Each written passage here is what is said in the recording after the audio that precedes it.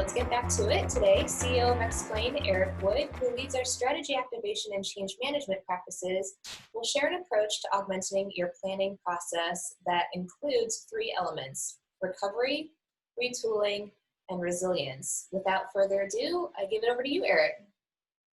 Thanks, Erica, and welcome, friends. I'm really delighted to see so many people from all around the globe today. We're honored that we've got folks in time zones that look like 12 to 15 different time zones here. So I really appreciate the time that you're investing with us on your Friday nights or your early Friday mornings.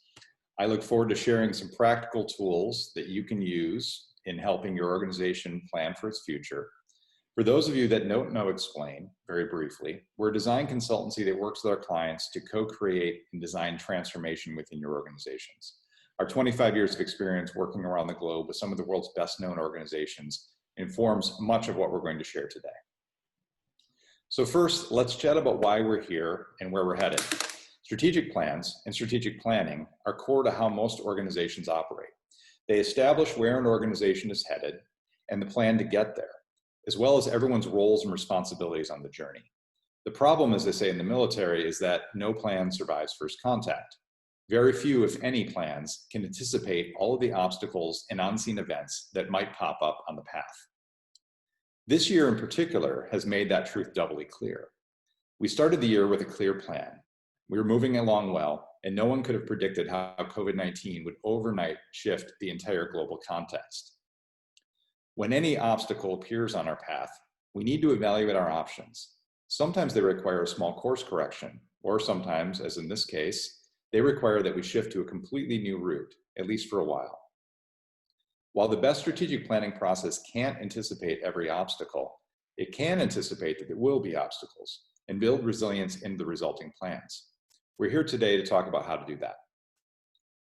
So, here's what we'll focus on today: a simple set of tools that you can bolt on to your existing planning process to build resiliency into your plans for the future. First, we'll explore recovery. How will you get your organization back on track today and possibly accelerate growth through the broad economic recovery? Next, we'll explore retooling. Given our new context, what parts of our business need to change to meet the new demands of our environment? And finally, we'll explore resilience. How do we use scenario planning to make our strategic plans more responsive to changing conditions? We'll also share some tools and exercises that you can use with your teams so you can begin making positive change right away. Before we dive into the material, I'd love to understand your starting point. Each of our organizations has some type of strategic planning process that occurs annually. Using the poll tool, please select the answers that apply.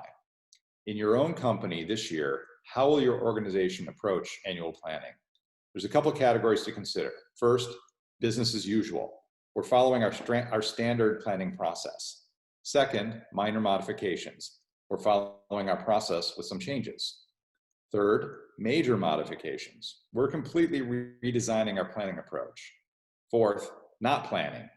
We're not doing or have canceled or delayed our annual planning. And lastly, day to day. We're planning moment to moment as a situation emerges rather than having a formal planning process.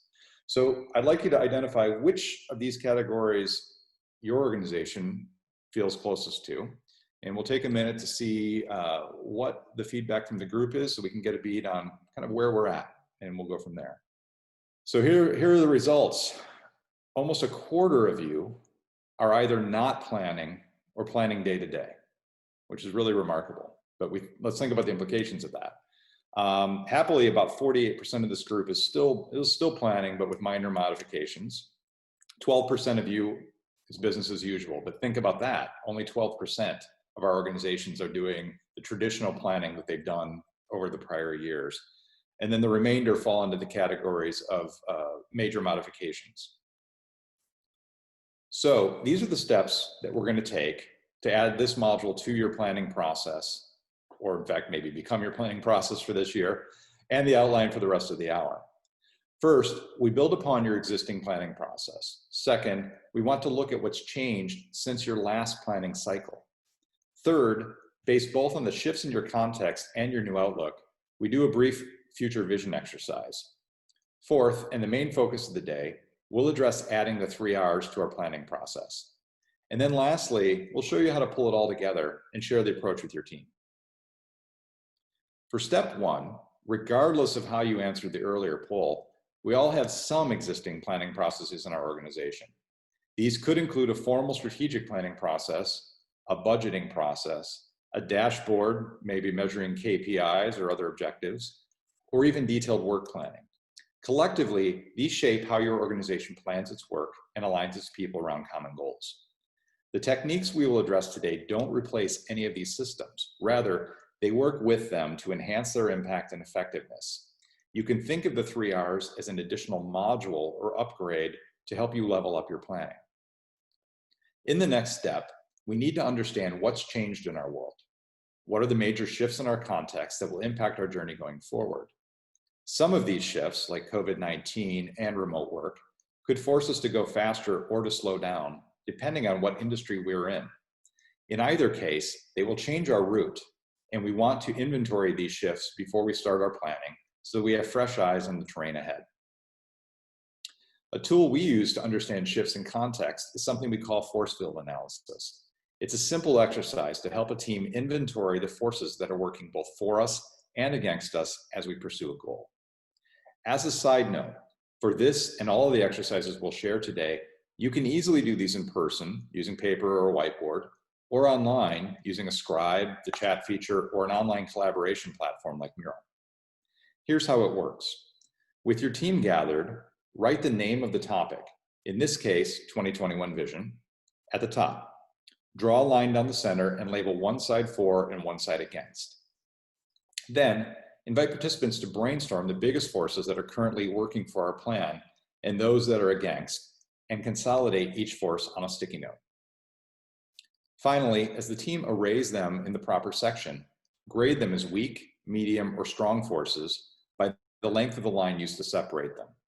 When you're done, you'll have a quick visual depiction of the forces acting for and against the achievement of your vision.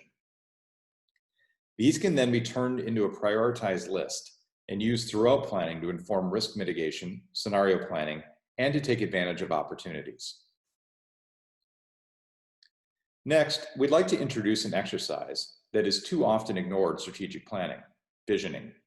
Very often, we simply plan 1 year to the next with a set of growth assumptions and guidance around performance objectives.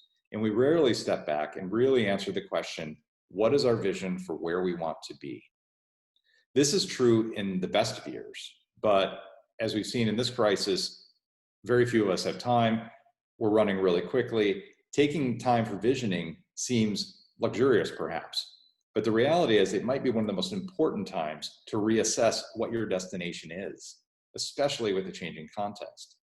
So visioning allows us the space to think creatively and dream about what's possible. It doesn't limit us to the current trajectory we're on and opens up the possibilities of new and different pathways that we might overlook if we simply added another year of plans to our existing strategy. And in times like these, I believe it's an essential tool to getting strategy right. Of course, visioning could be a webinar of its own, if not a full masterclass. But for today's purposes, let's use a basic visioning exercise that we use regularly with our clients. This vision exercise allows each member of your team a space to reflect on the current state and dream about a possible future. We have participants draw their vision, which engages both left and right brain thinking, while painting a picture that can easily be explained to others. Collectively, across your team, this exercise will reveal shared themes that can inform a common vision for your organization. It works like this.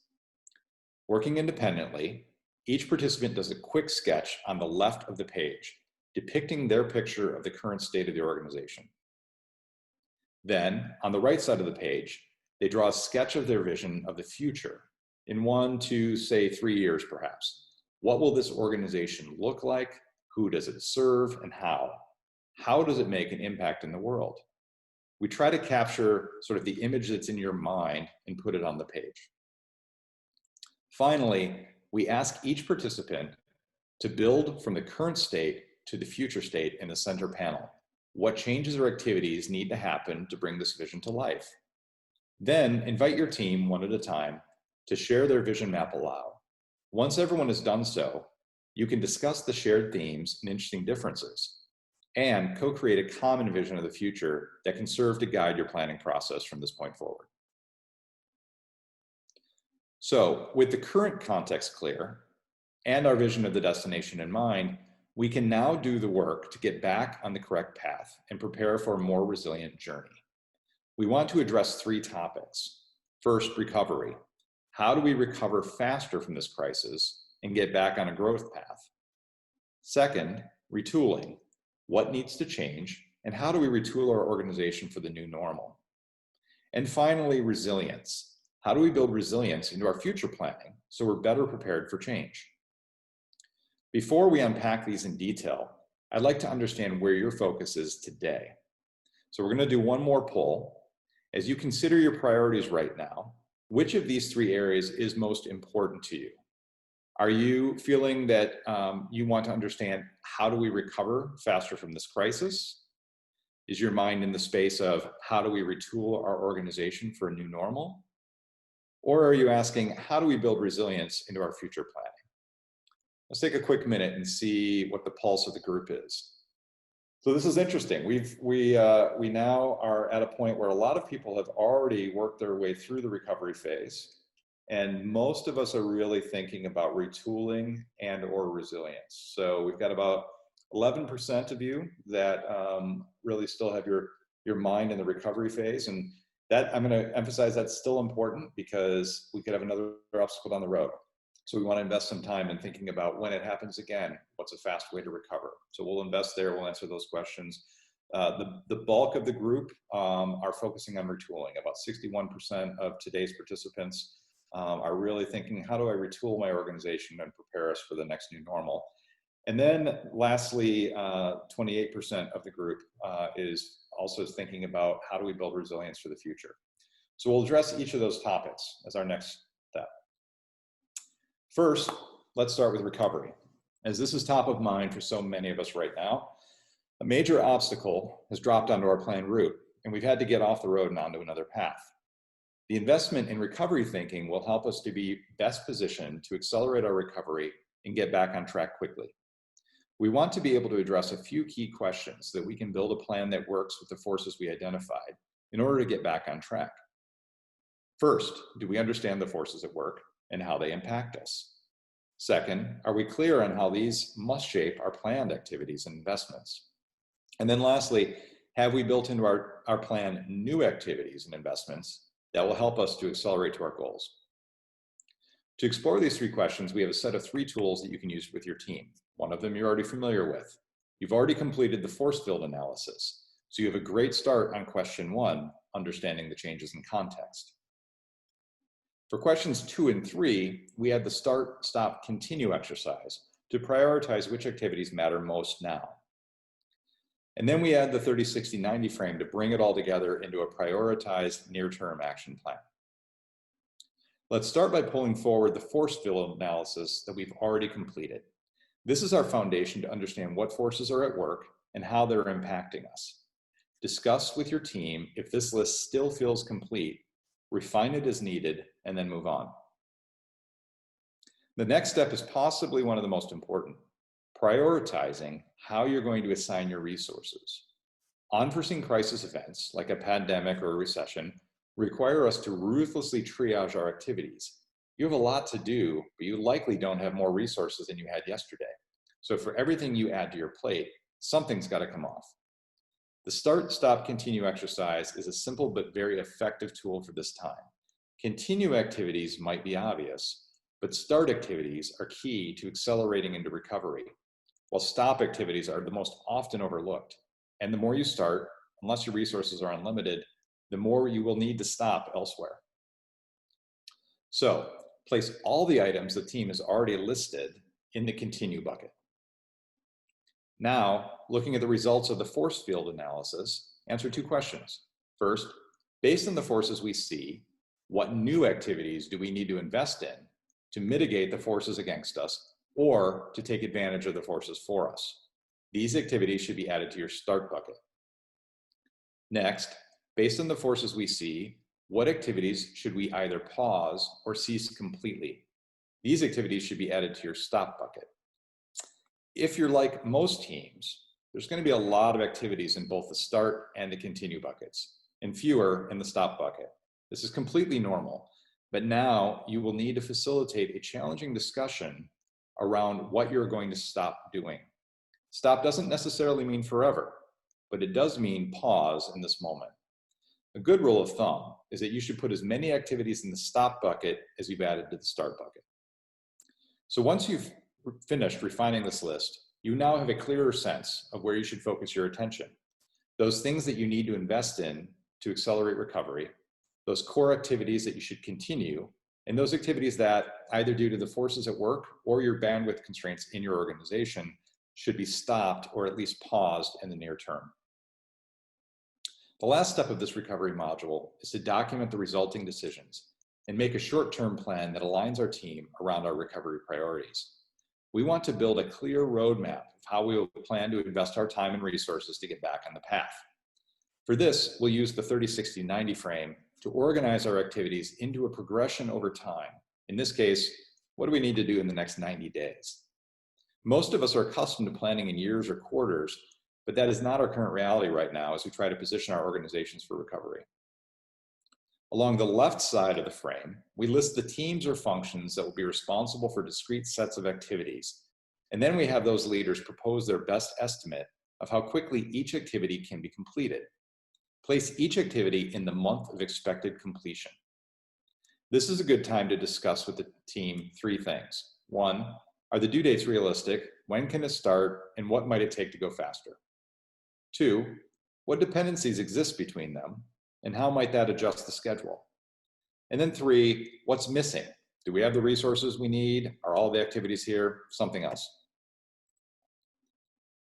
With that, let's move on to retooling. In a situation like the one we find ourselves in now, the changes in our context can be so great that we need to look at our organization and its structure and make decisions about how it might need to be changed, altered, or upgraded to meet the new conditions we find ourselves in. Metaphorically, we might need to change the car we started out on for a more capable 4x4 off-road vehicle, for example. In this exercise, we want to compare the recovery plan we just developed to the organization we currently have and identify what changes we might need to make. Do we have the right people, processes, tools, capabilities to get where we need to go? To better understand how our organization stacks up against the needs of our new recovery plan, we use the 8 dimensions of the organization framework. This framework helps us to break down our organization in terms of its critical capabilities, including its vision, mission, and strategy, its structure, its talent, the knowledge, skills, and attitudes of its people, its behaviors, the systems and tools that support it, its culture and values, and its processes. With the 8 dimensions worksheet, you can lead your team through a quick brainstorm of what changes might be required to successfully implement your recovery plan and achieve your longer-term vision. With the vision map and recovery plan that you created earlier in front of you, brainstorm with your team what shifts might need to occur in each of the 8 dimensions. Ask yourself and your team a couple prompting questions. Can we achieve our plan if we make no changes? If not, what changes are necessary? And are there changes that we could make that could accelerate our success? Once you've identified the key themes with your team, document the results. The picture before you is your potential retooling plan, the changes you need to make to prepare your organization for the journey before you. Of course, you'll still need to vet this further to ensure you have the time, resources, and commitment to make these changes. But it's a solid first draft of the retooling that you might need to achieve your revised vision and your recovery plan. The last but possibly most important of the 3 R's is resilience. Once you've regained the route and are heading toward the destination again, you should expect and prepare for future obstacles and opportunities. Remember that only 11% of us are sort of focused on recovery, but we should anticipate that we're going to come to another fork in the road, another obstacle, and we'll probably have to recover, retool, and then move into resilience again. And you must remember that both obstacles and opportunities exist. Failing to recover from an obstacle on the path is as devastating as failing to take advantage of an unforeseen opportunity. In our strategic planning process at XPLANE, we encourage our clients to add a resilience planning module as a core element to every planning process. While many of us might use SWOT analysis or risk mitigation as a standard element in our planning process, we believe that an investment in more detailed scenario planning is time well spent. So let's see how this works. We think that scenario planning will allow your team to get on a proactive footing, anticipate possible situations, and pre-think your possible responses to each in advance with a clear head. While it's not guaranteed that you'll get this right, it is likely that the situation you find yourself in will be close to one of the scenarios that you planned. For each one, you'll also develop your potential action plan. So when the time comes, you can make adjustments quickly. To make scenario planning accessible to most teams, we've created an exercise that we call 4 Views Scenario Planning. You can use this canvas to frame the conversation. We begin at the current state in the center left of the canvas. This is your current plan and budget. From here, we recommend developing 4 scenarios based on our earlier conversation about your context and how the forces are acting upon it. First, a go faster scenario. What if one of the forces drives us to move faster in part or all of our business? For example, can you provide an essential product or service for the changes that are coming? And if so, what will the impact be? Then we go to the right of the current plan and develop a pump the brakes scenario. What happens if the changes force us to slow down, and by how much? Next, we develop a stop the car scenario. What if a major change forces us to make major changes to our business? And then finally, we develop a break glass scenario. This is the worst case plan, but we'll need to make massive changes in order to ensure our viability, and we want to consider this scenario. For each of these, you have 2 actions. First, what are the conditions that describe the scenario? What are the elements that, if these things happen, help you to know you're in this scenario? And secondly, what is the necessary response or action plan if the scenario occurs? The fastest way to do this exercise is to agree on the conditions via a discussion. Document the key conditions for each. Then, with each scenario defined, lead a brainstorm of possible responses and add them to the page. Once all the ideas are on the table, you can have a discussion to prioritize them, select the plan that makes sense, and document your collective action plan for each. With these in hand, update and maintain them as new information comes in. Where you start might not be where you finish. The situation could erode, or the situation might suddenly shift in your favor, and you'd move back into the go faster scenario. If your business is complex, different parts of your business could have different scenarios, in which case you'd repeat this exercise for each. By having these scenarios in hand, you'll be prepared to act more quickly when the context shifts and already have a new route planned so you can get moving faster. If we used to design our plans as a straight line between point A and point B, we now know that designing more resilient strategic plans is not a luxury, but a necessity. While the destination might not shift, it is very likely that the route we take will. When this happens, the 3 R's are a repeatable model that you can apply to get your organization back online. Recovery will help you quickly get back on track. Retooling will allow you to upgrade your systems for the new context. And ongoing resilience planning with scenarios will ensure you always have a plan B and a plan C ready when the situation changes. And lastly, each of these elements can be blended into your existing planning process, either independently or together as a module, to better prepare you for changing times. As a final note, just like on a journey where we stop periodically to check the oil and the gas in the car, check your scenarios periodically. Make it your habit to keep your scenarios handy and periodically evaluate where your organization is relative to the scenarios you established. They might suggest that you're in a different scenario and you should shift your plan accordingly. Or if the context has changed, you should update the scenarios accordingly so they are always fresh and therefore your organization is prepared and resilient. At XPLANE, we personally review our planning scenarios at least every quarter, and it's allowed us to quickly act and respond to changes more quickly and effectively.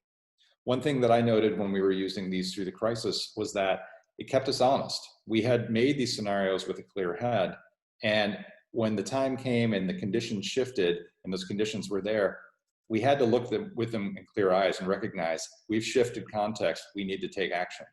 So in this sense, it will also allow you to move more quickly, more resiliently, and more honestly as the context changes, and help us avoid the lag that oftentimes happens in responding to a crisis. We hope that you found this approach and these tools useful, and we plan to share them with you so that you can use them with your team in your planning process. In addition to the tools, we'll also include an example agenda for a half-day meeting so you can add this resilience module to your planning.